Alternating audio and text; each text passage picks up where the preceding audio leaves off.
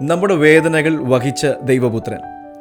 പ്രവാചകനായ യെശയ്യാവ് ക്രിസ്തുവിൻ്റെ ജനനത്തിന് നൂറ്റാണ്ടുകൾക്ക് മുൻപ് എഴുതിയ ഒരു വചനം ദൈവത്തിൻ്റെ രക്ഷാകരമായ പദ്ധതിയുടെ ഹൃദയ തുടിപ്പാണ് വെളിപ്പെടുത്തുന്നത്. മാനവ ചരിത്രത്തിലെ ഏറ്റവും വലിയ ത്യാഗത്തിൻ്റെ ചിത്രമാണിത്.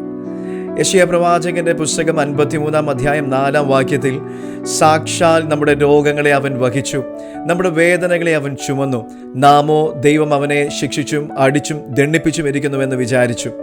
ഈ വാക്യം നമ്മെ കൊണ്ടുപോകുന്നത് കാൽവരി ക്രൂശിലേക്കാണ്.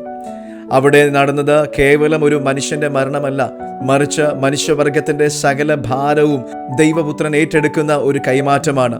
നമ്മുടെ രോഗങ്ങൾ അവൻ വഹിച്ചുവെന്ന ഭാഗം ക്രിസ്തുവിൻ്റെ കരുണയുടെ ആഴത്തെ കാണിക്കുന്നു.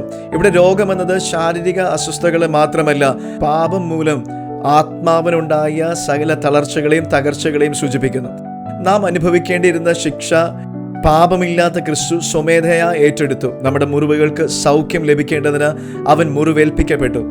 ക്രിസ്തു ക്രൂശിൽ വേദന അനുഭവിച്ചപ്പോൾ അത് അവന്റെ തെറ്റുകൾ കൊണ്ടല്ല, മറിച്ച് നമ്മുടെ വീഴ്ചകൾക്ക് പരിഹാരമായിട്ടായിരുന്നു. അന്ന് ക്രൂശിന് ചുറ്റും നിന്നവർ വിചാരിച്ചത് അവൻ ദൈവത്താൽ ശിക്ഷിക്കപ്പെട്ട ഒരു പാപിയാണെന്ന്.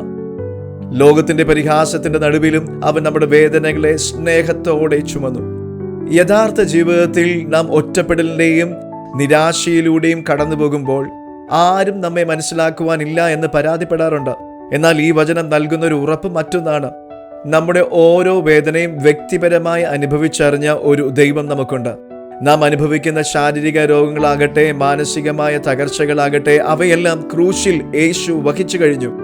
അതുകൊണ്ട് തന്നെ ഏതൊരു സങ്കടത്തിന്റെയും നടുവിൽ നമുക്ക് അവനിലേക്ക് നോക്കുവാൻ കഴിയും. അവൻ ചുമന്ന വേദനകൾ നമുക്ക് വിടുതലും സമാധാനവും നൽകി. നമ്മുടെ ഭാരങ്ങൾ നാം ഒറ്റയ്ക്ക് ചുമക്കേണ്ടതില്ല, കാരണം യേശു നമുക്ക് വേണ്ടി അത് ഏറ്റെടുത്തു. അവൻ നമ്മുടെ രക്ഷകനാണ്. ഈ വചനത്തിലെ അനുഗ്രഹം അനുഭവിക്കുവാൻ നാം ചെയ്യേണ്ടത് യേശു കർത്താവിന്റെ ഈ യാഗത്തിൽ പൂർണ്ണമായി വിശ്വസിക്കുക എന്നുള്ളതാണ്.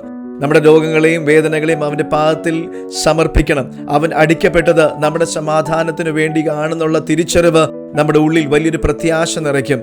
കുറ്റബോധത്തിൽ നിന്നും ഭയത്തിൽ വിടുവിക്കപ്പെട്ട് യേശു ക്രിസ്തു നൽകുന്ന സൗഖ്യത്തിലേക്ക് നമുക്ക് കടന്നു വരാം. അവൻ വഹിച്ച ഭാരങ്ങൾ നമ്മുടെ ജീവിതത്തിൽ പുതിയൊരു അർത്ഥം നൽകുന്നു. നാം അർഹിക്കാത്ത സ്നേഹമാണ് കാൽവരിയിൽ വെളിപ്പെട്ടത്. ആ സ്നേഹം ഇന്നും നമ്മെ സൗഖ്യമാക്കുവാൻ പര്യാപ്തമാണ്.